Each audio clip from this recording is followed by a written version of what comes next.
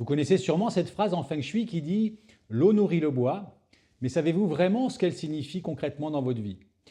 Parce que souvent mal interprétée, elle reste une idée, une simple idée, alors qu'en réalité, elle révèle un mécanisme essentiel entre votre énergie intérieure et votre capacité à passer à l'action.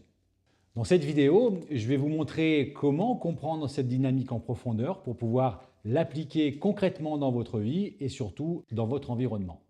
Dans le cycle des 5 éléments, le cycle d'engendrement est une base essentielle en Feng Shui.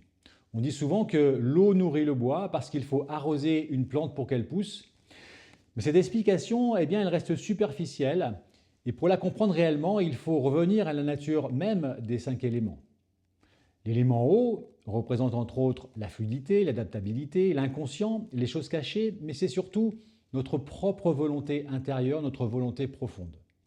En médecine traditionnelle chinoise, l'eau elle est reliée au rein et à notre réserve d'énergie vitale que l'on appelle le Jing. L'élément bois, lui, il correspond au mouvement, à l'expansion, à l'action et de façon plus générale au déploiement de nos projets dans le monde matériel. Prenons une image très simple comme par exemple une jeune pousse qui va sortir de terre. Est-ce que vous avez déjà observé qu'elle peut soulever des pierres et même fissurer du goudron? Et ce qui est fascinant, c'est qu'elle semble fragile, elle semble vulnérable et pourtant, elle peut traverser du béton. Alors, quelle explication on peut donner à ce paradoxe? Cette jeune pousse est portée par une force invisible et cette force, c'est l'eau. L'eau est un élément très mystérieux et qui a une propriété étonnante. Elle est à la fois très fluide et en même temps très dure. On peut y plonger sans résistance, mais si l'impact est fort, alors elle devient extrêmement dure et on peut se faire mal. Et c'est justement cette double nature de l'eau qui va permettre à la vie d'émerger à travers cette jeune pousse, car à l'intérieur de ces cellules, les molécules d'eau peuvent devenir extrêmement denses au point de fissurer du goudron. C'est une force incroyable, une force de volonté, une forme de volonté intérieure qui pousse cette plante à se déployer pour grandir et finalement manifester la vie. Et c'est exactement ça le sens profond de cette phrase « l'eau nourrit le bois ». Lorsque l'on associe l'eau à la volonté et le bois à l'action, alors on pourrait dire c'est notre volonté profonde qui alimente notre capacité à agir. Et donc, si l'on transpose cela dans notre quotidien, nos projets, nos actions, tout ce que nous construisons repose sur une seule chose, c'est notre propre volonté intérieure en lien avec l'élément eau. Et si cette volonté est affaiblie, alors l'action devient difficile, instable ou parfois bloquée. Alors comment traduire cela dans nos maisons?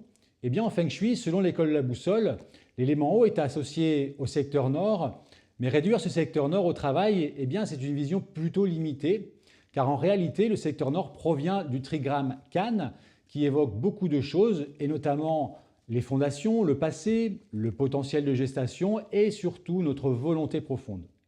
Ce qui signifie que ce secteur influence directement notre énergie vitale, notre capacité à avancer et notre impulsion intérieure. Il est donc important que ce secteur soit présent et actif dans notre habitation, car un déséquilibre dans cette zone peut être en relation avec un manque d'énergie, un manque de volonté ou une difficulté à passer à l'action. Et dans ce cas, un ajustement Feng Shui va être nécessaire pour soutenir cette dynamique intérieure. Vous comprenez maintenant que la théorie des 5 éléments, elle est issue de la médecine traditionnelle chinoise. Et pour l'utiliser correctement en Feng Shui, il est essentiel de comprendre les fondements énergétiques, sinon on va rester sur une lecture qui va être superficielle et sans réel impact dans la pratique. Et maintenant, lorsque vous entendrez ou que vous lirez « l'eau nourrit le bois », vous pouvez vous poser cette question: est-ce que ma volonté intérieure nourrit réellement mes actions? Et cette question, elle est importante parce que c'est là que tout commence. Si vous souhaitez aller plus loin dans une compréhension du Feng Shui et des dynamiques énergétiques, vous pouvez nous rejoindre dans nos formations en Feng Shui pour apprendre à décoder les maisons, à décrypter les lieux d'habitation. Je vous remercie de m'avoir écouté.